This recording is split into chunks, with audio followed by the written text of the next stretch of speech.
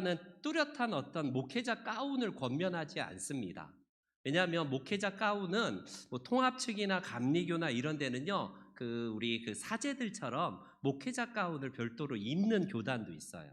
그래서 나는 목사입니다, 나는 목회자입니다라는 것을 그냥 공중 앞에, 대중 앞에 드러내기 위한 하나의 옷을 그렇게 갖추어 입습니다. 근데 보통 우리 개신교 목사, 특별히 우리 장로교 목사는 보통 양복을 입죠. 근데 양복을 입었다고 해서 저분이 목사인가 아닌가를 우리가 볼 수는 없지만, 제복을 입는다는 것은 그 사람을 상징하는 것, 그 사람의 권위를 나타내는 일종의 표입니다. 20대 아가씨, 힘없는 20대 아가씨일지라도 그녀가 이 나라에서 정복을 주는 이 경찰관의 제복을 딱 입고 있다면, 그녀는 힘없는 20대 아가씨가 아니라 경찰의 권위를 힘입은 신분을 나타내기 때문에 그녀의 말을 들어야 돼요. 신분증을 제시해 주십시오. 아니면 교통경찰이라면 신호 위반했습니다, 이렇게 해서 따라가고 그 말을 따라야 돼요. 그게 국가가 주는, 그녀에게 주는 일종의 권위 아니겠습니까? 이게 제복이 주는 힘이에요. 저도 매일 만약에 목회자 가운을 별도로 입고 다니면서 모든 곳에 돌아다닌다면, 저는 막 교통신호를 함부로 위반하거나 거리에다가 뭐 함부로 뭘 하지를 못할 것 같아요. 매사에 옷이 주는 어떤 그런 것이기 때문에 조심스럽지 않겠습니까? 바로 그거예요. 얼마 전에 2주 전인가 문경에서 큰 화재가 나서 안타까운 두 젊은 소방관이 순직을 했어요. 너무나 안타까운 우리 소식 앞에 또 우리 젊은 분들이 또 쓰러졌구나라는 안타까움이 있었지 않습니까? 이 전에도 이게 몇 번의 사건이 있었어요. 우리가 전라도 김제에 가면요, 김제에서도 작년엔가 화재가 났는데, 할머니가 우리 할아버지 저 안에 있는데 하니까 저 젊은 소방관이 그 말을 듣고 그냥 이 소방관이요, 불이 나는데도 그냥 뛰어 들어가는 거예요.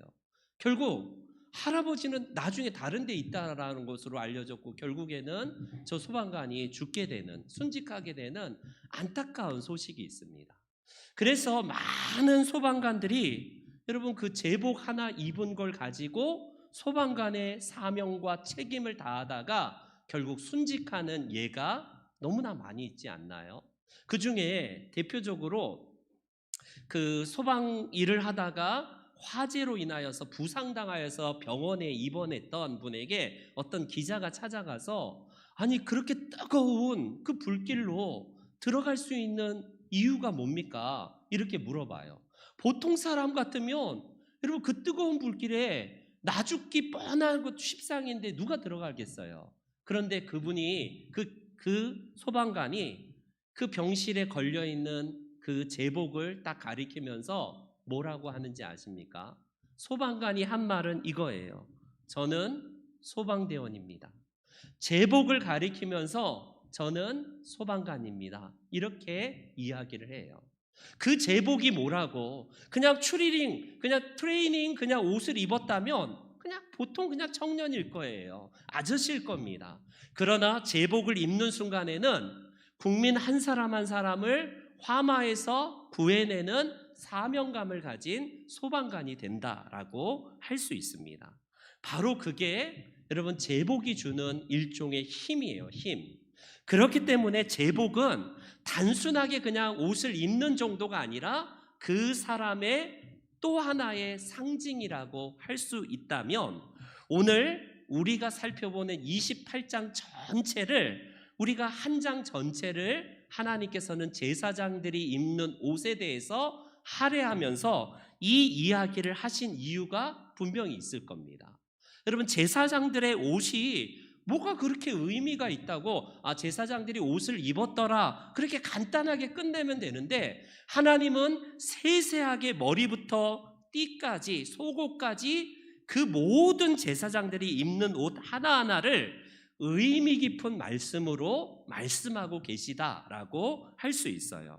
그래서 다음 29장, 우리 다음번에 보겠지만 29장에는 제사장들이 입는 옷에 더불어서 이제는 제사장들이 위임식을 어떻게 해야 되는가를 29장에 들어가서 우리가 또 살펴볼 겁니다.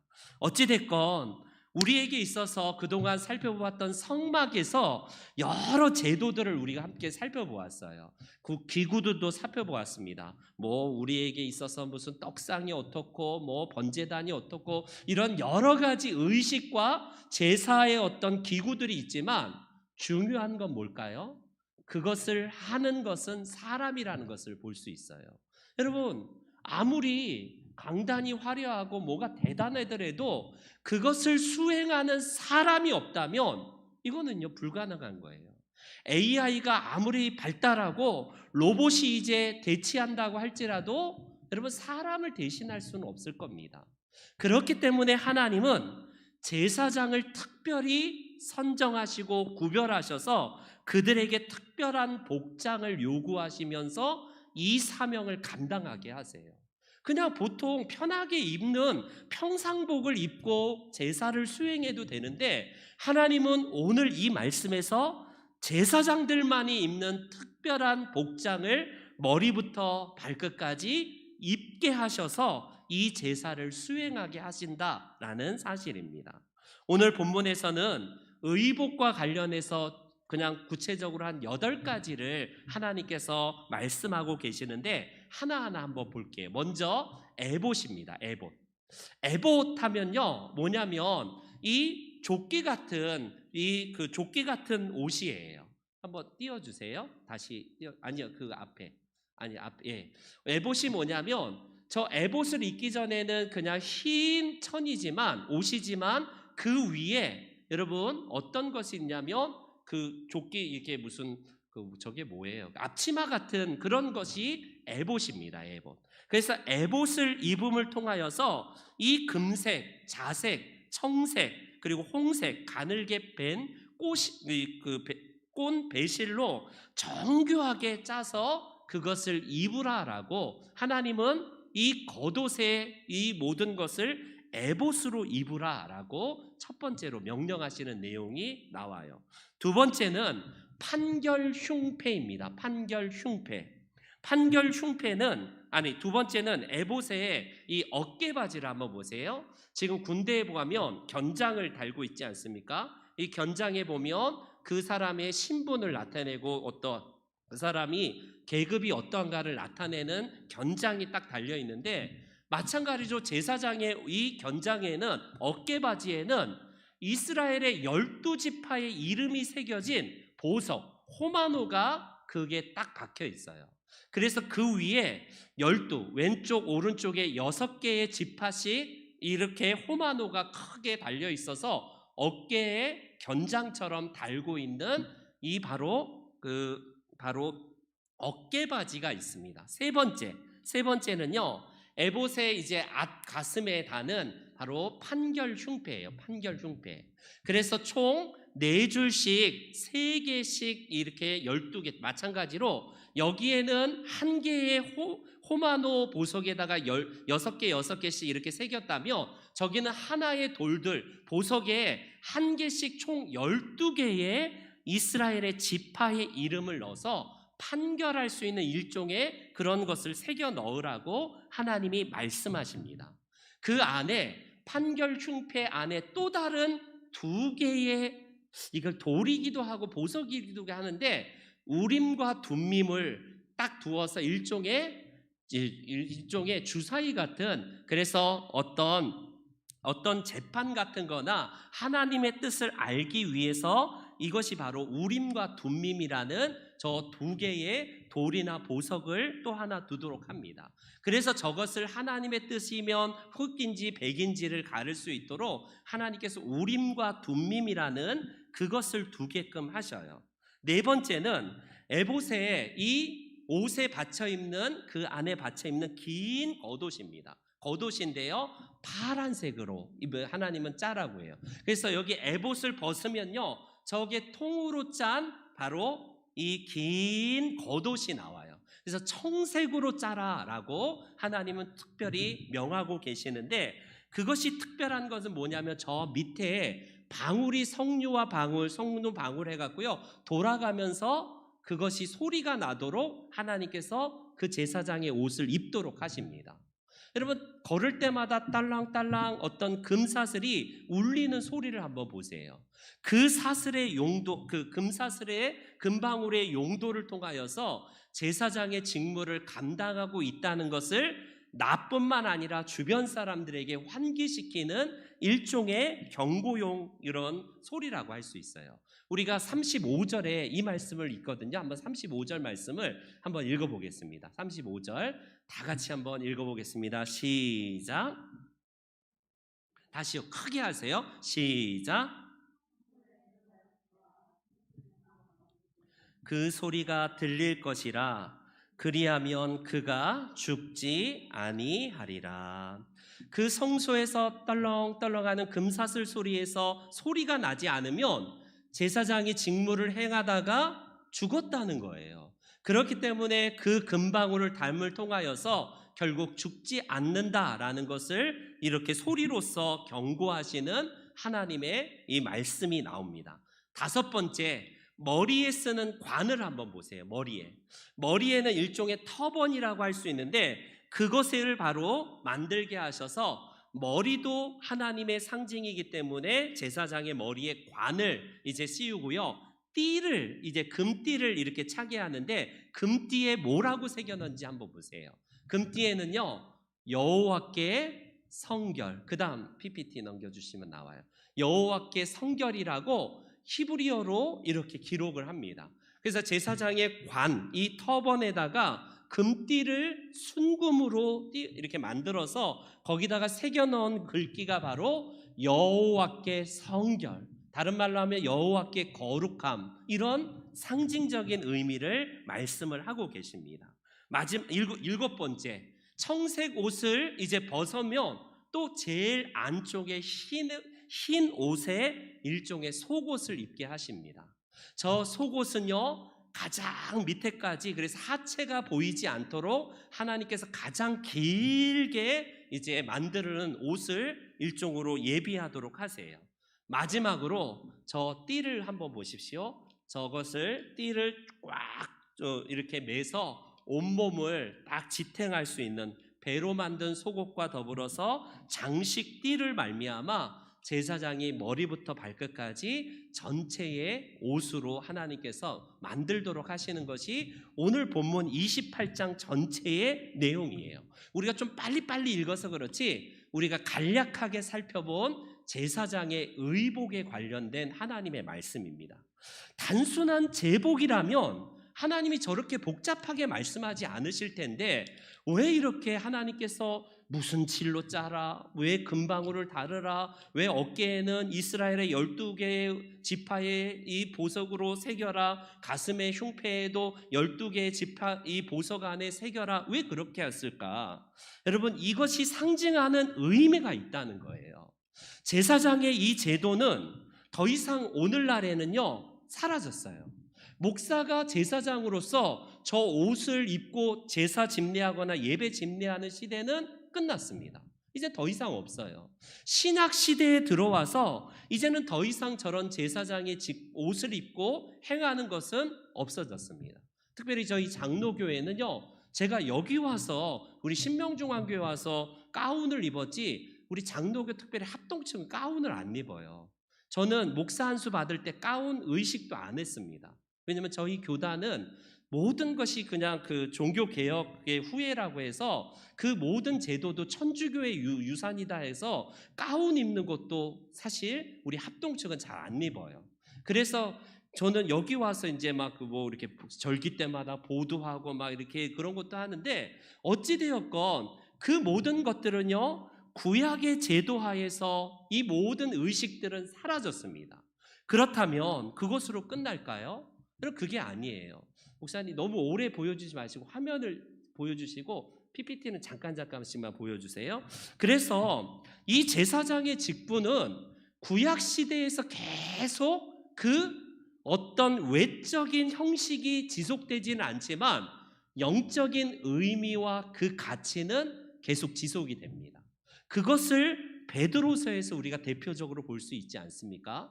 베드로 사도는 이렇게 얘기를 해요. 같이 한번 읽어볼게요. 시작. 그러나 너희는 택하신 족속이요 왕 같은 제사장들이요 거룩한 나라요 그의 소유가 된 백성이니. 여기까지만 하겠습니다.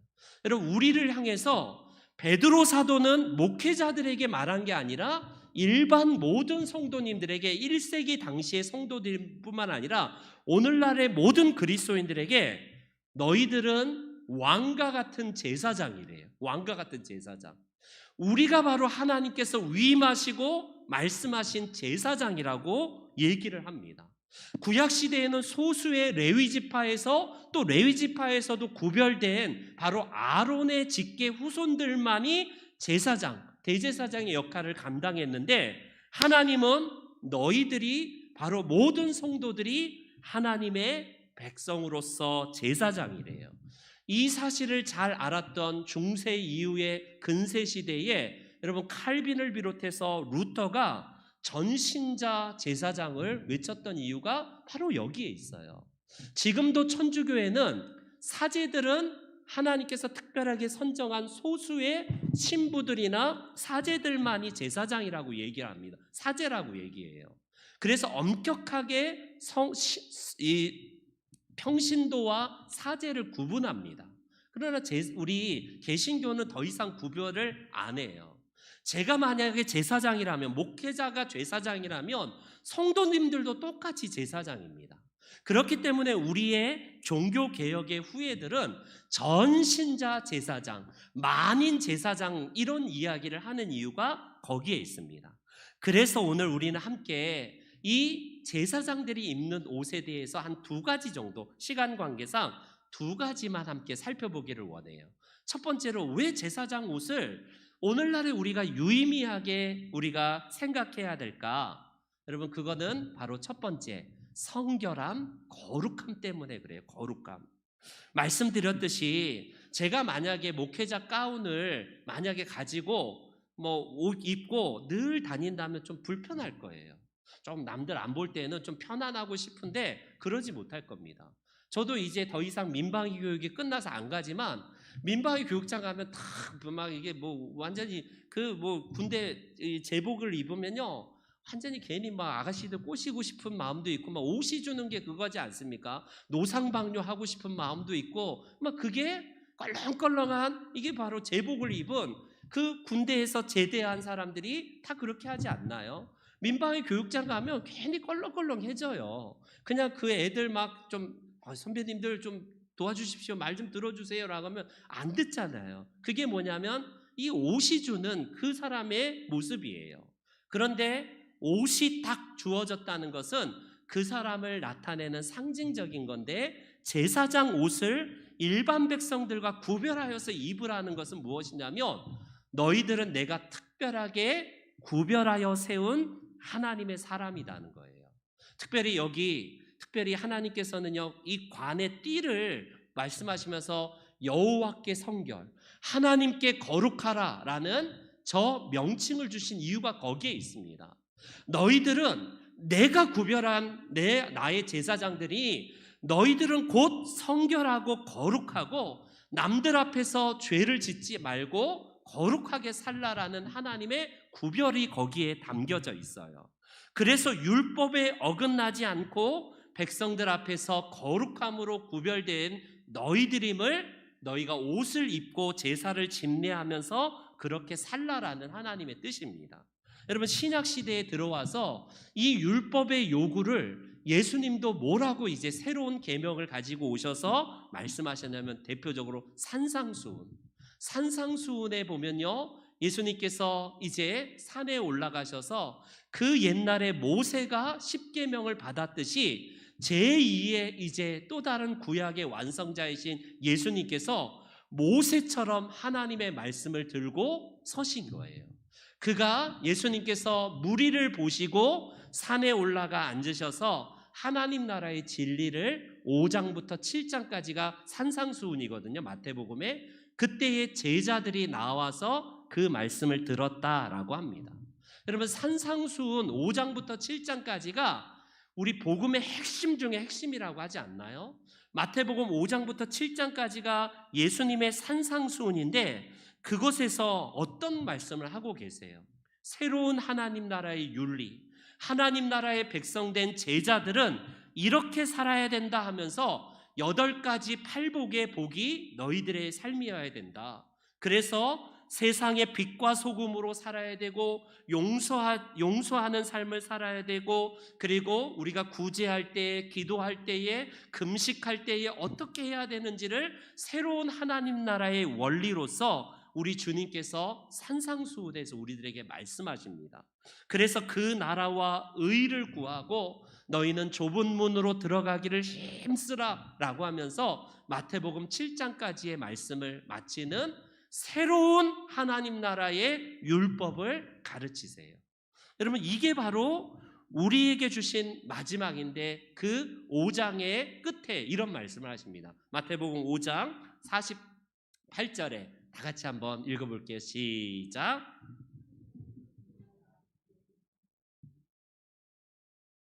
예수님은 산상수훈에서 똑같이 제사장들에게 거룩함을 요구했듯이 이 말씀을 듣는 모든 하나님의 백성들, 오늘 이 자리에 있는 저와 여러분들에게도 마치 제사장들이 하나님의 옷을 입고 그 계명을 순종했듯이 똑같이 뭐라고 말씀하시냐면 내가 거룩하니 너희도 거룩하라. 목사야, 천목사야, 너는 거룩해. 이게 목사에게만 해당되는 게 아니라 우리 모든 성도님들에게 오늘날 동일하게 제사장들에게 거룩의 명령을 주셨듯이 예수님께서 우리들에게 똑같이 거룩함의 요구를 그 옛날 제사장들에게 옷을 입히면서 주셨듯이 우리들에게 그 말씀을 주시는 것이라고 할 수 있습니다. 물론 여러분, 산상수훈의 그 원리는 진짜 아름다운 말씀이에요. 다른 종교에서도 산상수훈만큼은 새로운 윤리로 받아들일 만큼 정말 주옥과 같은 말씀이지만 그 말씀이 너무 좋다와는 별개로 말씀을 실천하기란 너무 힘든 말씀들 하나하나의 말씀입니다. 그러나 하나님께서는요, 우리들에게 이것에 대한 요구가 무엇인지를 늘 우리에게 고민하고 몸을 쳐서 복종하고 순종해야 될 말씀이라고 할 수 있어요. 그래서 베드로 사도는 2절 말씀에서 이런 말씀을 하시지 않습니까? 베드로서에서 이런 말씀을 하세요. 오직 너희를 부르신 거룩한 자처럼 너희도 모든 행실에 거룩한 자가 되라. 계속해서 베드로 사도는요, 너희도 산돌과 같이, 살아있는 돌과 같이 신령한 집으로 세워지고 예수 그리스도로 말미암아 하나님이 기쁘게 받으실 신령한 제사를 드릴 거룩한 제사장이 될지니라, 이렇게 말을 해요. 우리는 팔복이 단순한 복이 아닙니다. 우리 그 복이 먹고 잘 살고 승진하고 배부르고 부자가 되고 이런 복이 아니라 그 하나하나의 복을 통해서 하나님의 거룩을 세상에 나타내고 우리 주변에 나타내라는 거예요. 단순히 기도 응답 받았다는 게 우리 자녀들 좋은 대학 가고 승진하고 이 땅에서 우리가 부자가 되었다, 그런 기도 응답, 물론 그런 것도 해당될 수 있지만 하나님은 우리에게 거룩한 삶, 거룩한 제사장의 삶으로 구별하여 살 것을 명하신 말씀이 오늘날 이 시대에도 동일하게 제사장의 옷을 입히면서 주신 말씀과 똑같이 유효한 삶이라고 할 수 있습니다. 그럼에도 불구하고 우리는 율법에서 완전할 수가 없는 자예요. 율법을 정말 사랑하고 그 말씀대로 살기를 원하지만 때로는 육신이 약하여 넘어지고 실패할 때가 너무 많지 않습니까? 그런데 이렇게 생각하는 경우가 있어요. 나는 원래 베린 몸이야. 원래 육신이 약하니까 나는 못해. 이렇게 하면 안 돼요. 우리가 말씀을 지키다가 넘어지고 지쳐서 쓰러질 때에 늘 우리에게 새로운 옷을 입혀주시는 성령의 은혜가 있지, 그건 나는 아무것도 안 해도 되고 그냥 하나님이 알아서 하셔. 이런 건 안 된다는 거예요. 그걸 나타내는 대표적인 구절이 스가랴서에 보면 제사장 여호수아가 있거든요. 그냥 이 우리가 그 가나안 전쟁을 정복했던 그 여호수아 장군 말고 이 제사장 여호수아가 스가랴서에서 너무 더러운 옷을 입고 나타납니다. 마치 불에 그을린 나무처럼 완전히 깨재재하고 시커먼 옷을 입었던 이 제사장 여호수아에게 하나님이 천사를 통해서 새로운 이 옷을 입혀주는 말씀이 나와요. 스가랴서 우리 한번 보겠습니다. 스가랴서 우리 제가 읽어드릴게요. 여호와께서 자기 앞에 선 자들에게 명령하사 그 더러운 옷을 벗기라 하시고 또 여호수아에게 이르시되 내가 내 죄악을 제거하여 버렸으니 내게 아름다운 옷을 입히리라 하시기로 내가 말하되 정결한 관을 그의 머리에 씌우소서 하매 곧 정결한 관을 그 머리에 씌우며 옷을 입히고 여호와의 천사는 곁에 섰더라. 여러분 바로 그거예요. 우리가 원래 이 우리의 죄된 모습을 우리로서는 늘 더럽고 늘 날마다 짓는 죄가 우리 안에 있지 않습니까? 늘 하나님 믿는다고 하면서 입과 말과 행동에서 너무나 더럽게 그지없는 날마다의 죄를 졌지만 우리 예수님은 그 천사를 통하여서 우리에게 원래 깨끗한 제사장의 옷을 입혀주시는 그 모습을 스가랴서에서 우리들에게 말씀하고 계세요. 그분이 누구예요? 바로 우리 예수 그리스도 아니십니까?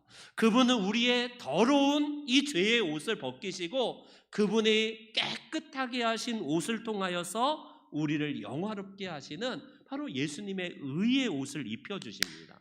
대표적으로 여러분 신약에 보면 돼지우리에서 먹고 거기에서 막 죄에 빠져서 그 돼지우리에서 먹을 것도 없이 전전하다가 생각나갖고 아버지의 집을 가자. 나는 하인의 하나로 써달라고 해야겠다. 나 같은 죄인이 어떻게 하겠는가 했는데 그 아버지가 처음에 탕자를 보고 한 일이 가장 처음 했던 일이 뭐였냐면요. 옷을 먼저 갈아입힙니다. 그 아버지는 종들에게 이르되 제일 좋은 옷을 가져다가 입혀라. 여러분 이게 우리 하나님께서 주시는 하나님의 은혜예요. 하나님은 지금도 우리에게 죄의 옷을 입고 더러워진 우리가 주님께로 가기만 하면 우리의 더러움을 벗기시고 깨끗한 의의 옷을 입히시는 분이 우리 하나님이십니다. 내가 죄를 졌기 때문에 하나님께 점점 멀어지고 점점 주님 보기에 민망하고 죄스럽고 부끄러워서 점점 더 뒤로 물러나 후륜에 빠진 사람이 있어요. 내가 부끄러워서 어떻게 해. 근데 다윗처럼 우리는요 정말 하나님 앞에 뻔뻔하게 나가야 돼요. 내 의가 아닌 주님이 나를 위해서 흘리신 보혈의 피를 믿는 마음으로 탕자처럼 아버지 앞에 나아가서 부끄러운 마음으로 나아갈 때에 그 아버지 되신 하나님은 우리의 더러운 옷을 벗기시고 깨끗한 옷을 입히신다라는 겁니다. 여러분 이게 대제사장들이 입는 옷이 나타나는 첫 번째 거룩함이에요. 저와 여러분들에게도 하나님은 십자가의 은혜로 완전히 깨끗하게 하셨지만 날마다 짓는 죄가 있기에 주님 앞에 그때그때 나아가서 죄를 회개하고 주님 앞에 엎드릴 때마다 날마다 신상이에요. 여러분 뭐 좋은 옷 입으면 막 브랜드 입으면 막 어깨가 올라가고 남들 보여주려고 하잖아요. 여러분 세상도 그러한데 날마다 우리는 그리스도의 옷을 입으면 신상이고 날마다 새로운 브랜드입니다. 그분이 입혀주시는 거룩한 옷을 통해서 날마다 거룩해지시는 저와 여러분들이 되시기를 축원합니다. 두 번째, 대표적으로 제사장 옷을 입힌 이유는 뭐냐면 바로 대표성이에요. 대표성. 여러분 제사장은 레위 지파에서 우리가 잘 아는 아론의 아들들로 이어지는 그 제사장들만 입는 옷입니다. 그런데 이 제사장이 입는 옷에 여기 견장이라고 하는 어깨바지에 호마노의 6개의 지파가 있고요. 판결 흉패 안에 보석으로 12개의 이 보석으로 된 게 하나씩의 지파의 이름이 새겨져 있다고 말씀했어요. 제사장이 분명 하나님께 제사를 집례하러 혼자 나아가지만 혼자 나아가는 게 아닙니다. 그는 12지파의 이름을 걸고 나아가는 거예요. 자기가 혼자 수행하는 수행이 아니라 이스라엘의 모든 지파를 대표해서 이 제사장이 나아가서 이 일을 수행하는 것이기 때문에 평신도인 내가 나는 상관없구나가 아니라 우리도 바로 그리스도께서 대표하신 그 자리에 내가 나아가는 것이 바로 제사장의 옷을 입은 우리들의 모습이라고 할 수 있습니다. 그래서 어깨바지와 이 가슴에 12개의 이름, 12지파의 이름이 새겨진 것처럼요, 제사장이 수행하는 그 제사는 곧 내가 수행하는 거예요. 제사장이 그래서 하나님께 용서받을 때는 제사장만이 용서받는 게 아니라 내가 용서받는 것이고요, 제사장이 만약에 심판을 받는다면 내가 심판을 받는 것과 똑같은 겁니다. 그에게 주어진 하나님의 은혜는 오늘날 우리에게도 동일하게 주어진 은혜이기 때문에 대표성이에요. 대표성입니다. 그렇기 때문에 그리스도는 우리의 대표로 대제사장이 되셔서 십자가에 나아가셨고 그분의 의를 통하여서 내 죄가 깨끗하게 씻어진 겁니다. 내가 십자가를 진 게 아니라 예수님이 내 죄를 대신 지시고 가셔서 그 12개의 이 이름이 새겨진 지파, 가슴에 판결 흉패에 새겨진 지파의 전체 이름을 들고 나아가서 제사장이 수행했듯이 우리 예수님은 우리를 위해서 그 모든 제사장의 대표가 되셔서 우리를 위해서 대신 희생 제사를 이렇게 치르신 겁니다. 그걸 대표적으로 이사야서에서 우리가 잘 알고 있는 말씀 아닙니까? 이사야서 53장에 보면 이렇게 말씀하세요. 같이 한번 읽어봅니다. 시작. 우리의 질고를 지고 우리의 슬픔을 당하였거늘 우리는 생각하기를 그는 징벌을 받아 하나님께 고난을 당한다 하였노라. 그가 찔림은 우리의 허물 때문이요 그가 상함은 우리의 죄악 때문이라. 그가 징계를 받음으로 우리는 평화를 누리고 그가 채찍에 맞음으로 우리는 나음을 받았도다. 아멘. 그리스도의 평화는 곧 나의 평안이고 그분이 채찍 맞을 때는 내가 대신 채찍 맞은 거고요, 그분이 영광 받으시는 것은 곧 우리의 영광이에요.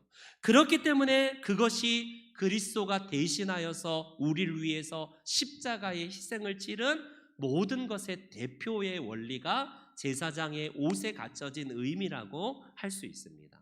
그렇기 때문에 저와 여러분들은 세상을 대표하는 일종의 대표성의 원리로 우리를 구별하셨어요. 우리가 하나님 나라의 대표라는 사실을 내가 무슨 하나님 나라의 대표야, 하나님 나라의 대표 좀 되려면 최소한 이름 있는 대형교회 목회자 정도 돼야지, 여러분 그런 생각하시면 안 돼요.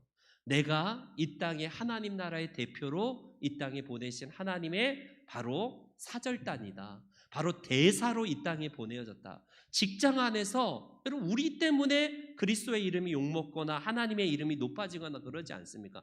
저것들 저 교회 다니는 것들이 하면서 욕먹으면 곧 그리스도를 대표하는 하나님 나라를 대표하는 것 때문에 그리스도가 욕먹게 되지 않습니까? 그런데 그분이 만약에 하나님의 이름을 영광 높이는 일을 하면 야 역시 교회 다니는 사람은 달라, 저 사람 보니까 나도 교회 다니고 싶어, 이런 말을 듣는다면 곧 나 때문에 그리스도가 영광 받는 거 아닙니까? 이게 대표성의 원리예요. 그렇기 때문에 나만 구원받고 끝난 게 아니라 이 나라를 위해서, 직장 안에서, 이 사회에서 우리가 세상에 부르심 받은 하나님의 제사장이기 때문에 대표성으로 우리가 늘 주님의 사명을 감당해야 될 그런 사명이 우리 가운데 있습니다.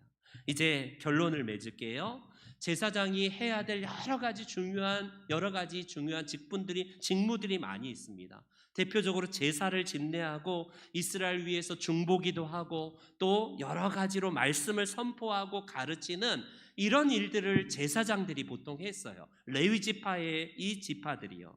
그런데 그 제사장님들이 입는 옷을 통하여서 하나님은요 가장 눈에 띄는 게 뭐냐면 판결 흉패입니다. 판결 흉패. 판결 흉패에는 12개의 보석이 박혀 있다고 그랬는데 그 판결 흉패 안에다가 2개의 돌, 2개의 또 다른 보석을 두게 하시는데 그게 뭐라고 그랬죠? 우림과 둠밈이에요. 이 용도가 자세히는 모르지만 성경에는 이 용도를 자세하게 말하지는 않지만 일종의 주사위와 같이 하나님의 뜻을 구별할 때에 우림과 둠밈을 꺼냅니다. 둘 중에 하나가 어떤 것을 딱 꺼냈을 때에 그것을 통해서 하나님의 뜻을 나타내는 일종의 표예요. 제가 듣기로는 천 목사가 우리 신명중앙교회 담임 목사로 할 때에 마지막 이게 제비뽑기 하셨다며요. 저도 나중에 들었습니다. 그래서 둘 중에 제비뽑기 합시다 해서 제가 딱 처음에는 그 A라는 분이 홍길동이라는 분을 딱 잡았는데 유성훈 목사님이 쓱 들어서 홍길동 하면 그분이 담임 목사 됐는데 유성훈 목사님이 말해주더라고요. 스스로 그게 손이 나지더래요, 본인이. 그러면서 또 다른 두 번째 거를 첫 번째 거 꺼내서 읽으면 천 목사 됐는 그 홍길동 됐는데 이게 손이 나지고 두 번째 거를 뽑아서 펼쳐보니까 천간민 이렇게 돼 있어서 저한테 그러더라고요. 유성훈 목사님이 천 목사 난 처음에 뭐든지 경력으로 보나 나이로 보나 카리스마로 보나 그 목사님이 신명중앙교회 바로 적격이다라고 솔직히 생각했다. 그런데 이거는 하나님께서 천 목사를 보내기 위해서 하나님께서 이렇게 제비뽑기라는 방법으로 사용하셨다 이렇게 말씀하시더라고요. 여러분 어찌되었고 오늘날에도 제비뽑기라는 방식을 우리가 하듯이 구약시대의 우림과 둠밈에 이것을 통해서 제비뽑기를 하는 경우도 있었습니다. 예컨대 성경에 보니까 아이성 전투에서 제비뽑기를 할 때에 아간이 딱 당첨되지 않나요? 그래서 아간의 범죄가 온 천하에 드러나는 일에 제비뽑기가 사용이 되었어요. 그리고 초대왕 사울을 뽑을 때에도 제비뽑기를 통하여서 방법을 통해서 그렇게 뽑히지 않나요? 왕들이 전쟁을 행할 때에 우림과 둠밈에 이것을 통해서 나아갈 거에 말까를 또 뽑기도 하고 여러 가지 아무튼 구약 시대에는 우림과 둠밈을 비롯한 이 제비뽑기가 빈번하게 사용됐습니다. 그러나 오늘날에는 그런 방식으로는 잘 하지 않을 거예요. 오늘날에도 우리 교단도 한때 총회장을 2개의 공으로서 뽑기도 했습니다. 한때는. 그러다 그게 좀 다시 들어가기도 했는데 이런 제비뽑기 방식은 안 하더라도 하나님의 뜻을 분별하고자 하는 그 의미는 여전히 유효해요. 우리는 더 이상 세상에 정말 무당이나 점쟁이식 같이 이게 하나님 뜻이다 아니다. 우리는요 이 길로 가라 저 길로 가라 다 지먹고 잘 살기 위한 거 아닙니까? 이 길로 가라 라라라 어떤 말을 들어야지 그게 하나님의 뜻으로 생각합니다. 여러분 성경에서 예언이라는 것을 개인의 앞에 어떤 신상을 알려주고 너 배부르게 잘 먹고 그 애군을 피하는 방법으로 예언의 방법을 쓰신 경우는 없어요. 하나님의 예언은 여전히 유효합니다. 예언도 있어요 오늘날에. 근데 그 예언이 마치 무당 앞에 가면 무당이 어느 길로 가면 운이 있고 돈을 많이 벌고 자식이 잘 되고 이런 예언으로 생각한다는 게 문제예요. 하나님의 예언은 우리가 주님의 뜻처럼요 옳고 그름이 하나님의 뜻이 무엇인가를 말씀을 통해서 우리가 분별하는 것이지 내 신상에 잘 되고 배부르게 잘 먹기 위한 예언은 우리에게는 그거는 아니라는 겁니다. 그렇기 때문에 우리에게 있어서 우림과 둠밈이 주는 그 하나님의 뜻을 최대 뜻을 따르고자 했던 제사장들의 몸부림과 같이 오늘 저와 여러분들에게도 그런 의미가 필요하다라는 사실입니다. 바라기는 오늘 이 제사장의 의복 2가지 의미 바로 거룩함, 하나님의 거룩함과 대표성, 구별되게 우리가 대표한다라는 이 2가지 원리를 꼭 붙드시고 하나님의 뜻 앞에 늘 엎드려서 우리가 비록 좁은 길을 할지라도 예수님 말씀처럼 좁은 길로 가기를 힘쓰라. 그 길은 손가락질하고 억울한 길, 눈물의 길이지만 가시밭길이지만 내가 끝에서 너희를 안아주리라. 우리 주님이 아시는 길이라고 합니다. 그러나 많은 이들이 찾는 넓은 길, 환영하는 길, 박수치는 길, 그 길은 많은 사람들이 찾지만 그 길 끝에는 주님이 안 계셔요. 바라기는 저와 여러분들이 항상 주의 말씀으로 우리 주님의 뜻을 분별하시는 우리 그런 흰옷 입은 제사장들 다 되시기를 주의 이름으로 축원합니다. 아멘. 광고 드리겠습니다. 광고는 주보를 참조